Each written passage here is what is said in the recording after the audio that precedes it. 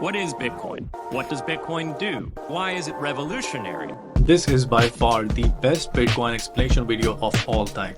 If someone in your family doesn't understand what's Bitcoin or crypto, send them this video and they will thank you. All explained in under 6 minutes. Chairman Crapo, Ranking Member Brown, members of the committee.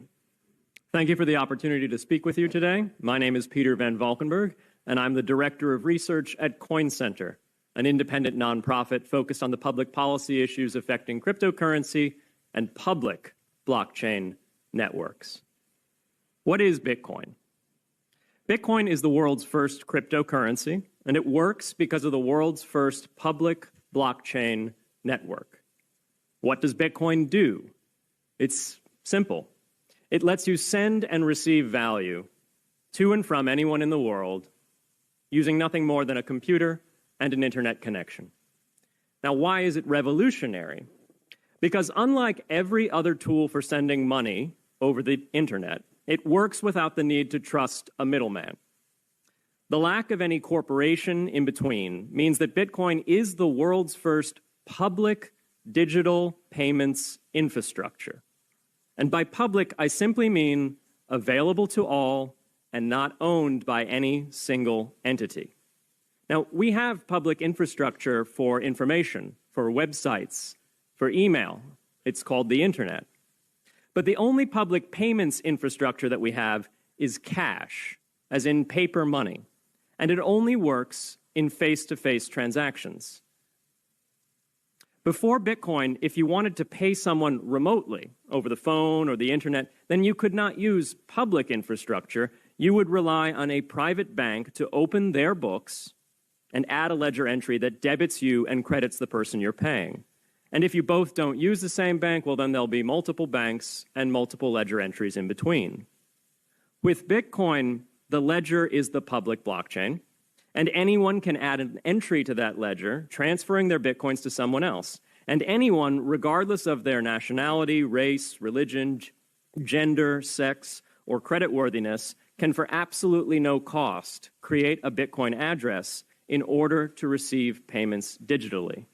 Bitcoin is the world's first globally accessible public money. Is it perfect? No. Neither was email when it was invented in 1972.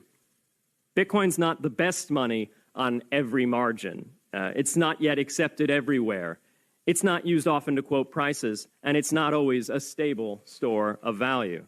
But it is working, and the mere fact that it works without trusted intermediaries is amazing. It's a computer science breakthrough, and it will be as significant for freedom, prosperity, and human flourishing as the birth of the internet. And Bitcoin is just the beginning. If we can replace private payments infrastructure, then we can replace other private choke points to human interaction as well. Now, why should we want to build more public infrastructure? Why should we embrace blockchains over corporate intermediaries? Why should we tolerate their inefficiencies and work to make them better? Why should we want the pioneers of this technology here in the United States and not fleeing overseas? A simple reason. Because the corporate intermediaries providing today's critical but privately owned infrastructure are becoming fewer, larger, and more powerful, and their failures are increasingly grave. So roughly half of all Americans, 143 million people, had their Social Security numbers exposed to hackers because of a breach at Equifax. The SWIFT network has relayed hundreds of millions of dollars in fraudulent transactions because of hacked member banks in Bangladesh, Vietnam, Ecuador, and Russia. The FBI suspects now that the largest of these hacks was perpetrated by North Korea. Corrupt, low-level employees at an Indian bank, Punjab National, were able to fraudulently certify SWIFT messages, stealing $1.8 billion. It's the largest electronic bank robbery in history. In fact, it's the largest bank robbery in history. In October 2016, an estimated 1.2 million internet-connected devices were hacked and turned into a botnet that for several hours made prominent websites unavailable across Europe and North America, including CNN and Fox News, the New York Times, and the Wall Street Journal. Increasingly, physical machines are being connected to the internet to augment their capabilities. They're wired through servers that are owned and maintained by private and trusted intermediaries, the so-called Internet of Things. Pacemakers from St. Jude's Hospital have been hacked. Baby monitors from TrendNet have been hacked.